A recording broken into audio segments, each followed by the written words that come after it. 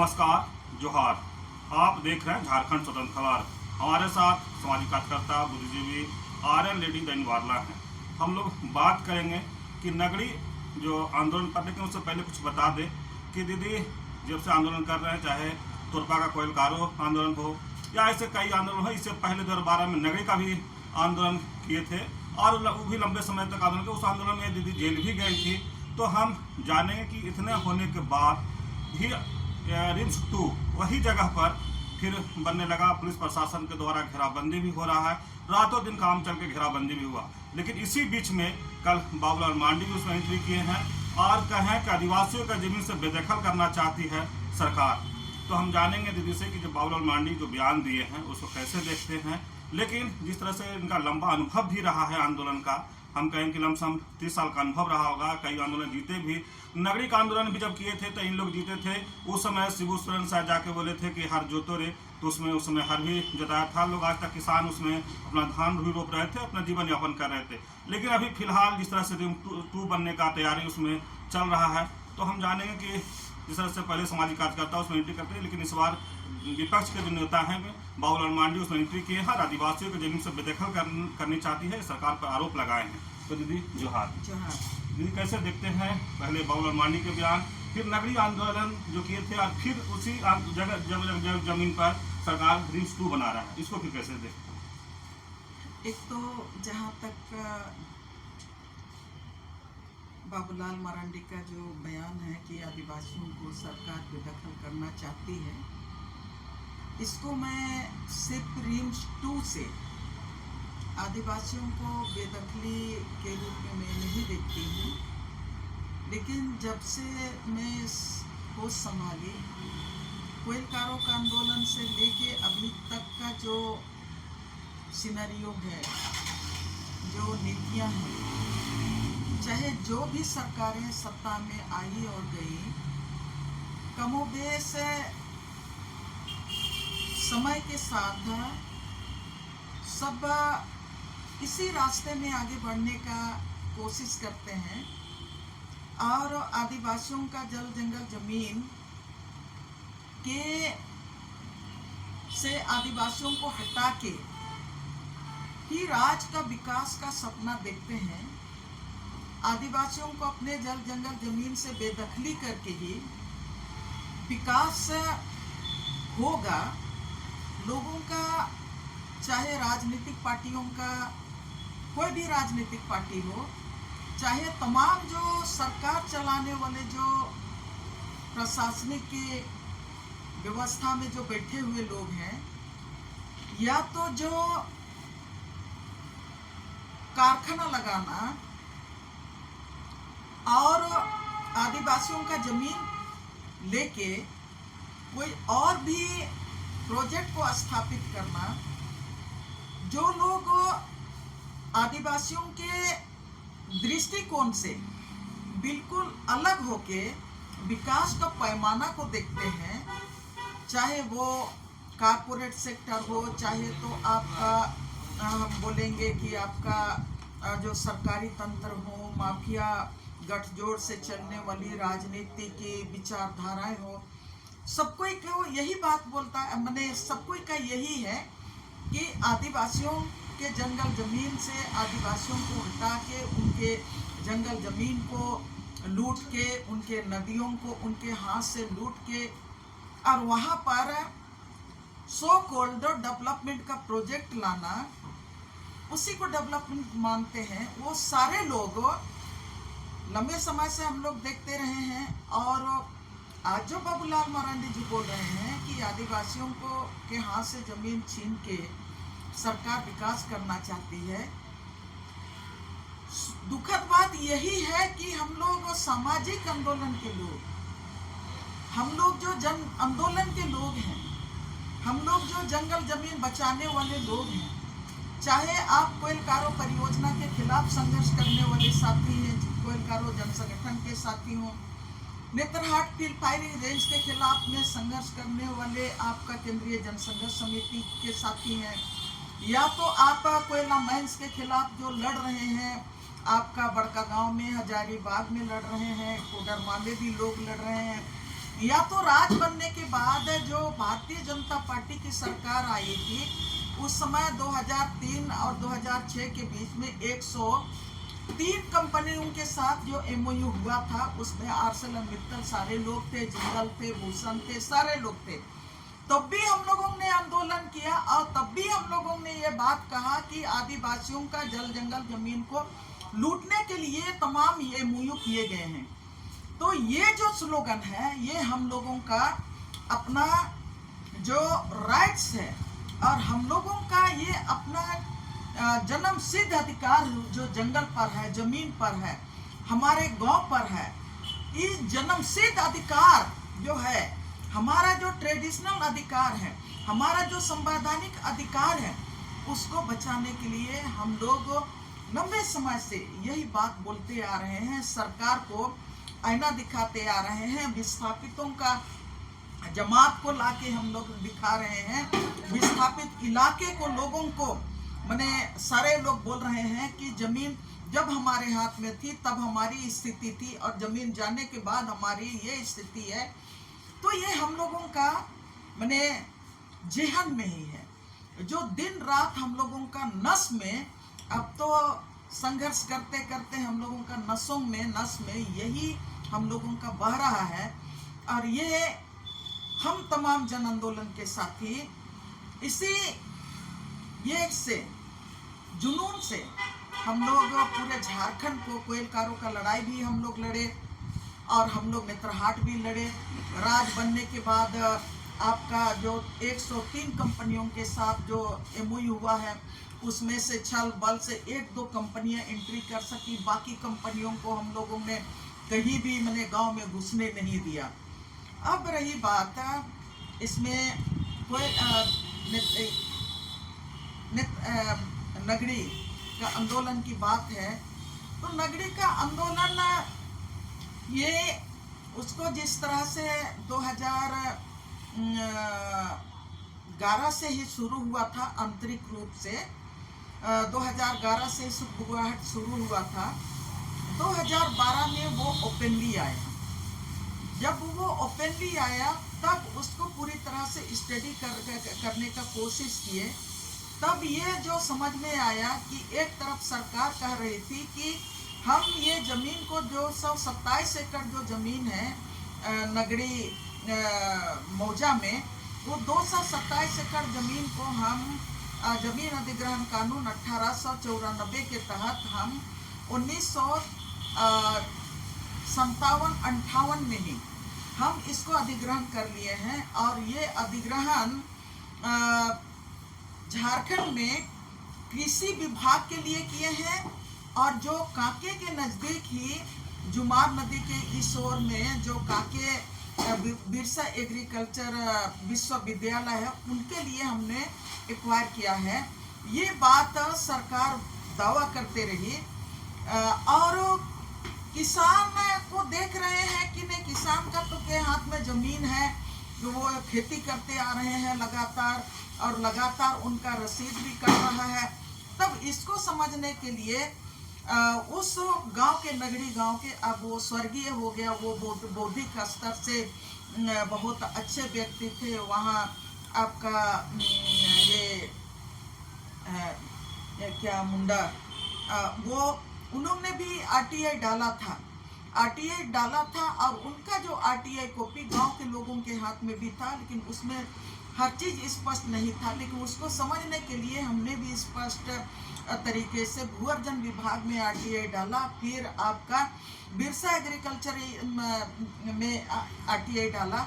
आज उस आरटीआई का जवाब जब मिला तो हैरान रहे कि उसमें भूअर्जन विभाग बोलता है कि जब वो जमीन अधिग्रहण के लिए अधिसूचना जारी किया और अधिसूचना जारी करने के बाद वहाँ पर जो सूची बनाया भूअर्जन विभाग ने, उसमें 153 पंचायती मने जमीन मालिक थे और उसमें से सिर्फ मने 19-20 जो जमीन मालिक थे वही जमीन का मुआवजा उन्होंने लिया। आपका 1965-66 के दशक में बाकी किसान, आपका 128 किसान जमीन लेने से इनकार कर, पैसा लेने से इनकार कर दिया इसलिए कि वो लोग जब पहला अधिसूचना हुआ था सेक्शन 4 के ये में, और सेक्शन जमीन अधिग्रहण कानून का जो सेक्शन 4 है जिसमें अधिसूचना होता है, उसके बाद सरकार मतलब नोटिफिकेशन करती है, गांव वालों से पूछती है, तो आपका नोटिफिकेशन के समय से ही मैंने गांव वाले लोग विरोध करना शुरू किए। सरकार का जो अधिसूचना ये था नोटिस जारी किया, उसका भी लोगों ने विरोध किया। और उसके बाद जो सेक्शन आपका 9 में करता है कि आपको आपत्ति करना, 5 में आपत्ति करना है तो आपत्ति दर्ज कीजिए। गांव वालों तो आपत्ति पर आपत्ति दर्ज किए। वहां पर जो जन सुनवाई हुआ उसका भी उन लोगों ने विरोध किया और वहां पर घुसने नहीं दिया। यहाँ तक कि नगरी के गांव वालों लोग ने उस समय पूरा खेत में चल के उन लोगों ने मैंने जमीन अधिग्रहण का विरोध किया। तो ये तमाम चीजें जब आंदोलन में, उस समय मैं खुद नहीं गई थी, गांव वालों ने मुझे मना के लेके गया कि आपको कोयलकारों का लड़ाई का आंदोलन का ये है अनुभव है, और फिर आप आर्सलामित्तल के खिलाफ जो लड़े हैं, तो आपका मदद हम लोगों को चाहिए। मैं बहुत सोच समझ के जब आरटीआई डाली, आरटीआई से मुझको दोनों तरफ से मिला। बिरसा एग्रीकल्चर यूनिवर्सिटी को मैं धन्यवाद देना चाहती हूँ कि जब भूवर्जन विभाग ने बोला कि हम इसमें से कुछ जमीन हम विभाग बिरसा एग्रीकल्चर यूनिवर्सिटी के सीड फॉर्म प्रक्षेत्र से के लिए हम दिए हैं। तो दोनों जगह से, एक आपका मैनेजमेंट के तरफ से और आपका सीड फॉर्म से भी, दोनों जगह से आवेदन मुझको आरटीआई में जवाब दिया। उस आरटीआई को कॉपी, उस आरटीआई के जवाब में इन लोगों ने साफ तौर से कहा कि यहाँ पर मैंने हमने जमीन का अधिग्रहण किया ही नहीं है, जमीन का अधिग्रहण किया ही नहीं है। तो हमने 5 सवालों का जवाब मांगा था कि आप मैंने बताइए कि किसानों को पूर्ववर्ती बिहार सरकार के समय में नगरी में कितना एकड़ आपने जमीन अधिग्रहण किया है, किन किसानों का जमीन की लिया है, और जो जमीन आप लिए हैं उन किसानों का आप पूरा ये दीजिए, आंकड़ा दीजिए, जमीन का खाता नंबर, प्लॉट नंबर आप दीजिए, और जिन किसानों का जमीन आपने एक्वायर किया है उनका आप क्या मुआवजा दिए हैं, और मुआवजा के अलावे क्या आपने सुविधा दिया है। उसमें सीधे यहाँ पर योजना कार्यान्वयन एवं अनुश्रवण निदेशालय बिरसा कृषि विश्वविद्यालय काके रांची इन तमाम सवालों के बारे में बोलता है। इस संस्थान में योजना एवं विकास कार्यालय के संचिका ने यह जानकारी उपलब्ध नहीं कराई है, मैंने कुछ भी नहीं है। और इसमें सीधे तौर पर है, यहाँ पर मैंने कोई मैंने जानकारी उपलब्ध ही नहीं है, ये आपका योजना विभाग के तरफ से बोलता है। और फिर इधर बिरसा एग्रीकल्चर यूनिवर्सिटी का ये बीज प्रक्षेत्र बोलता है, निदेशालय बीज एवं प्रक्षेत्र, इसमें भी बोलता है कि जितने भी इसकी कोई जानकारी निदेशालय बीज एवं प्रक्षेत्र में नहीं है। जितना मैंने 4 सवाल इसमें डाला था उसमें भी उन्होंने वही कहा। अब इसमें आप देखेंगे कि जो भूवर्जन विभाग ने जो बात बोली उसमें से ही मैं बता रही थी कि उस समय 128 जमीन मालिकों ने जमीन का पैसा नहीं लिया। और फिर उसी में कहता है कि हमने रिंग रोड के लिए वो बोलता है 12 एकड़ यानी 13 एकड़ लगभग जमीन रिंग रोड के लिए पथ निर्माण विभाग को दिया। ये तमाम कागजात इसके साथ पथ निर्माण विभाग का, और ये जो पथ निर्माण विभाग और सरकार तो भूवर्जन विभाग बोलती थी कि नहीं हमने बिरसा एग्रीकल्चर को दिया, और बिरसा एग्रीकल्चर बोलता है, हम लोग जो आरटीआई निकाले उसमें बोलता है कि नहीं हमने जमीन का एक्वायर ही नहीं किया, हमने पौती रसीद मांगा उनसे, जिन किसानों को आप मैंने मुआवजा दिए हैं उसका पौती रसीद, उन्होंने कहा कि हम तो जमीन लिए ही नहीं है, तो हम जमीनों को कैसे मैंने उनका मुआवजा देंगे। ये तमाम चीजें उसमें से रिंग रोड के लिए जब बोला गया तो पथ निर्माण विभाग, बिरसा एग्रीकल्चर का जो आपका निदेशक प्रशासन, सारे लोगों का जो कम्युनिकेशन हुआ कई राउंड में, सबने यही कहा गया, निष्कर्ष यही है सब मैंने दस्तावेज में कि वो जमीन बिरसा एग्रीकल्चर यूनिवर्सिटी के लिए अधिग्रहण हुआ ही नहीं। और ये जो आपका भूवर्जन जिला भूवर्जन विभाग सब कोई को निःशुल्क में जमीन बांटते रहा। IIM को भी जमीन बांटते रहा, लो यूनिवर्सिटी को भी मुफ्त में जमीन बांटते रहा। ये 2011 में जमीन बांटने का काम हुआ। और 2011 में जब जमीन बांटने का काम हुआ तो उस समय ही मैंने नगड़ी में जो लो यूनिवर्सिटी के लिए जमीन जो 70 एकड़ जमीन उनको देने का काम हुआ, तब यहाँ पर नगड़ी के किसानों के साथ हर संगठन जो सामाजिक संगठन है उसके साथ मैंने पहली बार, इसलिए कि रांची शहर के सिर्फ के करीब में है, तमाम संगठन को, तमाम जो विपक्षी राजनीतिक पार्टियां थी उस समय, भारतीय जनता पार्टी का ये सरकार था, अर्जुन मुंडा की सरकार थी, अर्जुन मुंडा की सरकार थी, और उधर आपका कांग्रेस था, जेएमएम था, आपका राजद था, आपका माले था, CPM था, CPI था।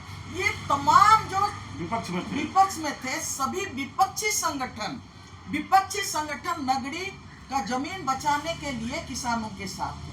और यही नहीं, पत्रकारों का सहयोग भी उसमें मैंने पूरी भरपूर मिला, और लेखकों का सहयोग भी भरपूर से मिला, आर्टिस्टों का सहयोग भी भरपूरी से मिला, यहाँ तक कि हर जाति और समुदाय का सहयोग भरपूरी से मिला उस समय के जो आंदोलन उसमें। और उसमें मैं भी मैंने गई, उसमें आपका तमाम नेता लोग, यहाँ तक कि कांग्रेस का सुबोध का सहाय जी, वो लोग सारे लोगों का मतलब समर्थन मिला। बंधु तिर्की उस समय अपना शायद झारखंड विकास मोर्चा में थे, तो नहीं, उस समय नहीं थे, वो अपना अलग थे। सबका में मिला, सहयोग मिला। लेकिन 2000 जिस तरह से आपका ये जो भूअर्जन विभाग, सारे विभाग को, राजनीतिक पार्टियों को जिस तरह से बरगला के गुमराह करके रखा, और यही कोर्ट को भी गुमराह करके रखा, और जब इसमें आप रिंग रोड की बात करेंगे तो आप तमाम चीजों को पढ़ेंगे, तो आप हैरान रह जाएंगे। तब राजनेताओं पर भी मतलब आज कोई भी राजनीतिक पार्टी के लोग हैं, आज लोग माने आदिवासियों की बात करेंगे, पक्ष में रहेगा तो सरकार का पक्ष बोलेगा, और जब विपक्ष में आएगा तो आदिवासियों को बचाने का बात बोलेगा।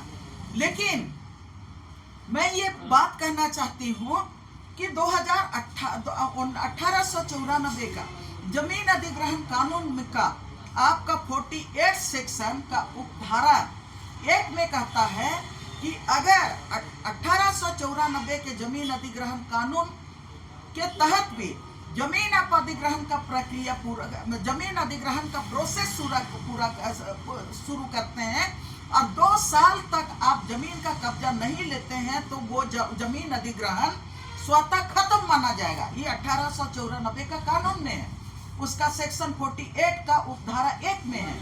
लेकिन यहाँ के जो लोग थे, राज चलाने वाले, कोई भी राजनीतिक पार्टी, चाहे वो पक्ष में था चाहे विपक्ष में था, विपक्ष वाले तो साथ में थे, नगरी का जमीन बचाने के जो आंदोलन कर रहे थे उनके साथ थे। लेकिन जो सत्ता में थी, सत्ता में भारतीय जनता पार्टी थी, अर्जुन मुंडा की सरकार थी, आपने उसको पढ़ा नहीं। आपको सबसे बड़ा अवसर मिला था कि राज बनने के बाद कौन सा जमीन आपका विवादित रूप से पड़ा हुआ था, कागज आपको पढ़ना चाहिए था, तमाम डिटेल निकालना चाहिए था।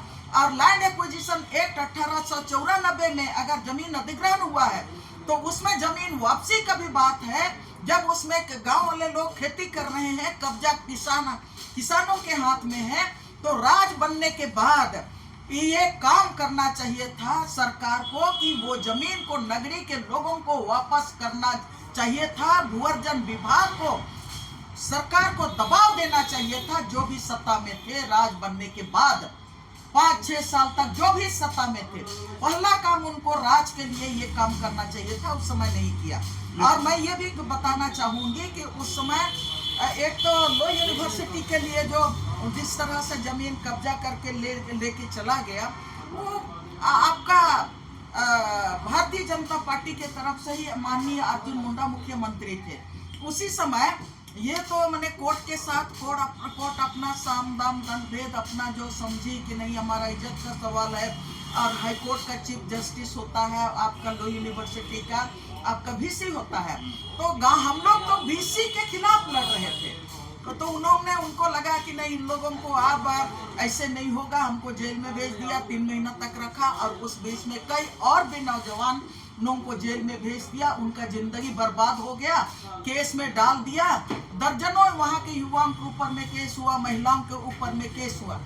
आज जो आपने कहा कि बाबूलाल मरांडी आज आए हैं, मैं बाबूलाल मरांडी को नगरी के सवाल को लेके, नगरी का जमीन को बचाने के सवाल को लेके, हाँ मैंने उसका नाम नहीं ले पाया, उस समय की तमाम विपक्षी पार्टियां थी, उसमें बाबूलाल मरांडी भी थे।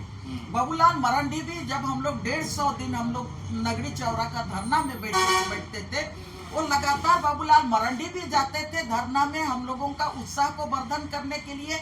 यहाँ तक कि जब वो मैं जेल में थी 3 महीना, तो बाबूलाल मरांडी जेल में मुझसे भी मिलने गए थे और भी साथियों से मिलने गए थे। तो आज वो भारतीय जनता पार्टी में गए हैं, और आज वो मतलब वहाँ नगरी में गए हैं। अब जब रिम्स 2 की बात हो रही है, तो बाबूलाल मरांडी नगरी के सवाल को लेके, मैं बाबूलाल मरांडी का अलग भूमिका जो पहले से था, मैं उस भूमिका में बाबूलाल मरांडी को देखती हूँ कि हाँ वो पहले भी नगरी वालों के साथ खड़ा था।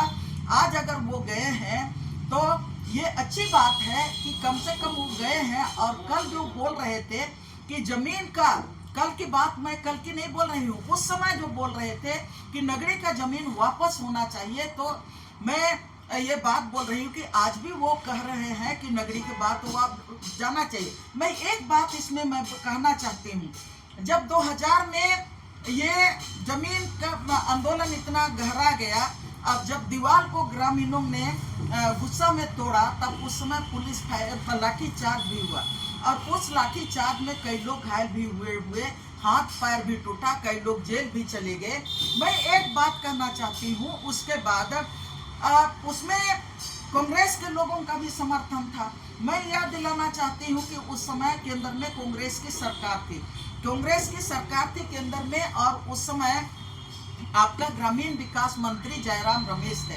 और जयराम रमेश जब प्रभात खबर आए थे, तो उस समय आपका मई महीना रहा होगा, तब वो प्रभात खबर आए थे, तब मैं भी प्रभात खबर गई थी। तब मैंने पूरा फाइल, पूरा मैंने सच के साथ पूरा दस्तावेज जितना हम लोगों के हाथ में था, मैंने उस फाइल को जयराम रमेश को दी, और जयराम रमेश जी ने से मैंने आग्रह किया था कि इस फाइल को जरूर आप स्टडी कीजिए। तो उन्होंने चिट्ठी कहते कहा था कि नहीं, ये तो 58-59 का अधिग्रहित जमीन है, लेकिन मैंने कहा ये फाइल आप और ये सच देखिए कि ये जमीन अधिग्रहित नहीं है, ये किसानों का है। मैं धन्यवाद देना चाहती हूँ जयराम रमेश जी को। एक तो उन्होंने उस फाइल को पूरा स्टडी करने के बाद उन्होंने 5 जून 2013 को, उसमें हम लोगों ने लगातार ये बात नगरी से हम लोग बोल रहे थे कि हम लोग IIM का विरोध नहीं करते हैं, हम लोग IIIT का विरोध नहीं करते हैं, तमाम शिक्षण संस्थान बने, विकास का विरोध नहीं कर रहे हैं, विकास का विरोध नहीं कर रहे हैं, लेकिन नगरी का बहुफसली खेती का जमीन में नहीं, आप बनाइए सुकुरहुट्टू में आपका 1200 एकड़ जमीन है, 1200 एकड़ से ज्यादा जमीन आपका बंजर भूमि टंगरा टुंगरी है, जहां पर मैं जरूर ये बात कहना चाहती हूँ कि प्रथम हम इस राज्य का प्रथम मुख्यमंत्री माननीय बाबूलाल मरांडी ग्रेटर रांची बनाने के लिए सुकुरहुट्टू इलाके को ही 35 गांव को उन्होंने उस समय चिन्हित किया था, और हम लोगों ने उसका भी विरोध किया था कि 35 गांव ये नगरी आदिवासियों को बर्बाद करने के लिए नगरी का जमीन जो एक्वायर करेगा IIM के लिए और IIIT के लिए, ये आदिवासियों को और किसानों को, मूलवासियों को, इस इलाके के लोगों को उजाड़ने का पहला गेट है। तो हम लोग इस गेट को बंद करेंगे तो 35 गांव के लोग हम लोग सबको एक साथ आए, और हम लोगों ने कहा कि हम लोग कोई भी शिक्षण संस्थान का विरोध नहीं करते हैं, विकास का विरोध नहीं करते हैं, लेकिन आप वो जो बंजर भूमि है वहां पर आप तमाम शिक्षण संस्थान को बनाइए। ये बात इस बात को माननीय ग्रामीण विकास मंत्री जयराम रमेश ने इस चीज को समझा और उसके बाद उन्होंने घोषणा किया था कि ये जो जमीन किसानों का है और इस बहुफसली जमीन को माने इसमें IIM नहीं बनाएंगे। और किसानों ने कहा है कि सुकुरहुटू में जमीन है, बंजर भूमि, वहां पर हम IIM को लेके जाएंगे, हम गांव के किसानों के साथ हैं। जयराम रमेश ने स्पष्ट ये बात कहा और स्पष्ट ये बात कहा, ये घोषणा उन्होंने किया था, पीसी करके उन्होंने ये घोषणा किया था। और उसी के बाद मैं ये भी कहना चाहती हूँ कि 2013 में आपका IIM का उद्घाटन जयराम रमेश ने ही किया है और जो आज की तारीख में IIM वहां पर बना है। तो मैं ये बात कहते हुए मैं ये भी बात कहना चाहती हूँ कि 1894 का कानून, उसमें भी जमीन को वापसी का प्रावधान था, लेकिन राज बनने के बाद किसी ने उस पर ध्यान नहीं दिया। और वो जो सो कॉल्ड अधिग्रहण चल रहा था, भूअर्जन विभाग जिसको गुमराह करना चाहा, हमारे नेता गुमराह हुए, मंत्री गुमराह हुए, हमारे तमाम लोग गुमराह हुए, तमाम अधिकारी गुमराह करते गए लोगों को, नेता मंत्री, हमारे यहाँ तक कि विधायक सांसदों को गुमराह करते गए। और उसी का नतीजा है कि आज भी नगरी का जमीन का विवाद, अब ये 2013 ये जमीन का घोषणा के बाद, छोड़ने के बाद, उसके बाद आप देखेंगे कि नगरी का जमीन जिसको लो यूनिवर्सिटी ने कब्जा कर लिया था, उसको छोड़ के बाकी जमीन आज तक किसानों के हाथ में है। 2013 में जयराम रमेश जी का ये घोषणा के बाद आज तक किसानों के हाथ में है। आज भी लोग खेती कर रहे हैं, लेकिन आज फिर से उसी जमीन में ये रिम्स 2 बनाने की बात मैंने अभी की सरकार कर रही है। रिम्स 2 बनना चाहिए, रिम्स 2 का कोई विरोध नहीं कर रहा है, बनना चाहिए। लेकिन एक सवाल है उस पर कि चाहे सत्ता में बीजेपी रहे, सत्ता में गठबंधन रहे, लेकिन जब भी होता है तो किसानों ही मारा जाता है और एक दूसरे आपस में राजनीति कर लेते। चाहे बीजेपी की सरकार था उस समय जब आप लोग नगरी का आंदोलन कर रहे थे, अभी रिम्स 2 जहाँ उसी जमीन पर नगरी में बन रहा है तो जेएमएम और कांग्रेस सरकार है। लेकिन जब दोनों ही बातों का समझते किसानों का जमीन ही छीनना है या छीना रहा है, तो फिर उसको सुकुरहुटू में क्यों नहीं रिम्स 2 बनाना चाहते हैं? हाँ, मैं यही बात, आपका धन्यवाद आपका सवाल के लिए। मैं यही बात कहने जा रही हूँ कि आपने बड़ा सवाल किया, जिस सवाल को सब सरकारों को राजनीति से ऊपर आदिवासी मूलवासी किसानों के हित में इस राज्य की जनता को अनाज, पर्याप्त अनाज देने के लिए और खेती की भूमि को बचाने के लिए, इसलिए कि खेती की भूमि आज की तारीख में जितना पॉपुलेशन झारखंड में बढ़ रहा है, पॉपुलेशन 2 गुना 3 गुना हर साल बढ़ते जा रहा है, हर आपका जनगणना में डबल 3 बार हो रहा है, लेकिन हमारी खेती की जमीन सिकुड़ते जा रही है, खत्म होते जा रही है। तो आप सबको राजनीति से ऊपर उठ के, अगर जयराम रमेश जी ने जो घोषणा की थी, आज की तारीख में मैं ये कह रही हूँ, नगरी के गांव के लोग भी कह रहे हैं रिम्स 2 बनना चाहिए, लेकिन कहाँ बनना चाहिए? आज जो सरकार में है उनको भी सोचना पड़ेगा कि रिम्स 2 जिस जमीन के लिए लोगों ने अपना संघर्ष 50 साल से कर रहे हैं, जेल जा रहे हैं, लाठी खा रहे हैं, कई लोग वहां पर धरना में बैठकर लू से भी मरे, क्या इसी के लिए ये विकास विरोधी है? विकास विरोधी नहीं है। रिम्स 2 बनना चाहिए। IIM अगर वहां पर जा सकता है जयराम रमेश जी ने पूरा मानवता के साथ और कानूनी आधार पर, मैं ये बात कहना चाहती हूँ सबको मैं ये बात कह रही हूँ कि कानून का जजमेंट होना चाहिए और कानून में 1894 को आप पालन नहीं कर सके। 2013 का जो लाया कानून है, जमीन अधिग्रहण कानून, जिसमें वो कहता है कि उसमें भी कहता है कि जिस पर्पज से जमीन का अधिग्रहण हुआ है, अगर उस जमीन को 5 साल तक सरकार एक्वायर नहीं कर सकी, कब्जा नहीं कर सकी, ये 2013 का कानून जो यूपीए गवर्नमेंट लाई, उसमें भी कहा गया है कि जमीन वापस होना चाहिए। तो मैं मानती हूं कि 2013 का कानून के तहत ही जयराम रमेश जी इस जमीन को वो किसानों के लिए छोड़ दिया और बोला कि मैं किसानों के साथ सुकरूटू में जा रहे हैं। तो मैं ये कहना चाह रही हूँ अभी भी पर्याप्त जमीन है। आप तमाम जो बिल्डर हैं, तमाम रियल एस्टेट को आप दे रहे हैं, जो बाहर से तमाम पूंजीपति आ रहे हैं उनको तमाम पूरा कांके के पूरा क्षेत्र में आप देख लीजिए सारा धरोहर आप उनको दे रहे हैं। तो रिम्स 2 वहां क्यों नहीं बन सकता है? क्यों उस इलाके को डेवलप नहीं कर सकते हैं? डेवलपमेंट का मतलब ही होना चाहिए और झारखंड अलग राज्य का गठन इसीलिए हुआ है कि जो इलाका डेवलप नहीं है उस इलाका को डेवलप करने के लिए। अब किसानों के जमीन पर, खेती के जमीन पर जो जीविका का एकमात्र साधन है उसी पर ही आप क्यों बनाना चाहेंगे? तो हम ये सरकार है उनसे भी ये नगरी के लोग भी कह रहे हैं और हम लोगों का भी ये मानना है कि रिम्स 2 बनना चाहिए। निश्चित रूप से सबको हेल्थ चाहिए, सबको जिंदगी चाहिए, लेकिन आप कानूनी आधार पर कानून का पालन करते हुए, वो हमारा संवैधानिक कानून है और संवैधानिक कानून में ही ये कहता है कि वो जमीन किसानों को वापस मिलना चाहिए। और हम आपका विकास विरोधी नहीं है, हम आपको जमीन, आप सुकुरहुटू इलाके में, आप पुंदाग इलाके में चले जाइए, हजारों हजार एकड़ जमीन पड़ा हुआ है, बाहर के लोगों को आप दे रहे हैं, लेकिन राज्य सरकार अपना क्षेत्र का विकास नहीं करेगी तो झारखंड हम बनाए हैं उसका क्या मतलब है?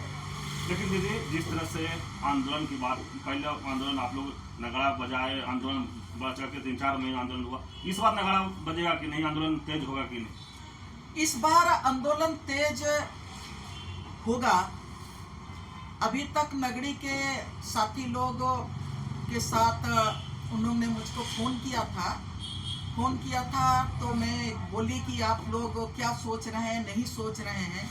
ये सच्चाई है कि नगरी के कुछ साथियों का अलग विचार है, कुछ साथियों का विचार जमीन बचाने का है। मैं इन चीज़ों को शुरू में भी देखी थी, उसमें महिलाओं का ताकत मैंने देखी थी, युवाओं का ताकत मैंने देखी थी। कुछ लोग तो उस समय भी सरेंडर हो गए थे, लेकिन आज समय का जो धारा है और झारखंड की जो स्थिति है उसको देखते हुए मैं ये कहना चाहूँगी कि नगरी के महिला साथी एक दिन आए और मैं उन लोगों को तमाम डॉक्यूमेंट, जो भी लड़ने का हथियार हमने जुगाड़ करके रखा था, A to Z सारा फाइल बना के मैंने दिया और मैंने बोला कि नहीं, संवैधानिक अधिकार है और इस संवैधानिक अधिकार के तहत आप लोगों को लड़ना होगा। लेकिन अभी तक मुझको नहीं बुलाए हैं, इसलिए मैं नहीं गई। अच्छा, हम वही पूछने चाहते कि आप उस आंदोलन में जाएंगे कि नहीं जाएंगे, ये मेरा पूछने का सवाल था। आपने बड़ा सवाल पूछा। मैं निश्चित रूप से जिस जमीन के लिए हमने 2012 में गया और 2012 में हमारे मैं 3 महीना जेल में रही, हमारे ऊपर 9 केस हुए, आज भी एक केस बचा हुआ है। मैंने हाई कोर्ट का भी केस झेला। लंबे समय से मैं इतना 8-9 केस को झेलते अपना चाय की दुकान से ही मैं तमाम केस लड़ने का कोशिश की, हमारे साथी लोग जानते हैं। तो आज की तारीख में किसको अच्छा लगता है कि नगरी के लोग 2 भाग में बटे? किसको अच्छा लगेगा कि नगरी का जमीन ना बचे? जिसके लिए हमारे साथ हमारे तमाम नगरी के युवाओं ने अपनी जिंदगी बर्बाद की, महिलाओं ने अपना जिंदगी बर्बाद किया, किसी का हाथ टूटा, किसी का कपार फूटा, तो आज कैसे नहीं चाहेंगे? मैं नगरी के लोगों के साथ हूं कि नगरी का जमीन बचना चाहिए। लेकिन मैं एक ही बात कहती हूं कि आज जिस तरह से लोगों को बांटने का काम हो रहा है, जिस तरह से लोगों को गुमराह करने का काम हो रहा है, इसमें कई उदाहरण मैं दे सकती हूं, लेकिन नहीं देना चाहती हूं, इसलिए कि मैं दूंगी तो लोग बोलेगा कि तुम्हारे पास इतना ही बुद्धि था तो पहले कहे नहीं आए। तो मैं तो हमेशा ये बात बोलती हूँ और मैं इतना सारा डॉक्यूमेंट अपने साथ, ये तो थोड़ा सा है, मेरे पास बड़ा सा बंडल है। मैं पूरा दस्तावेज लेके एक एक चीज को देखती हूँ और मैं देखती हूँ कि अभी मैंने कहा, हाँ, उसमें एक जमीन अधिग्रहण राजभवन से 2008 में एक अधिसूचना, गजट में अधिसूचना जारी हुआ था कि ये जमीन जो रिंग रोड के लिए प्रस्तावित है वो जमीन नगड़ी के लोगों को वापस किया गया।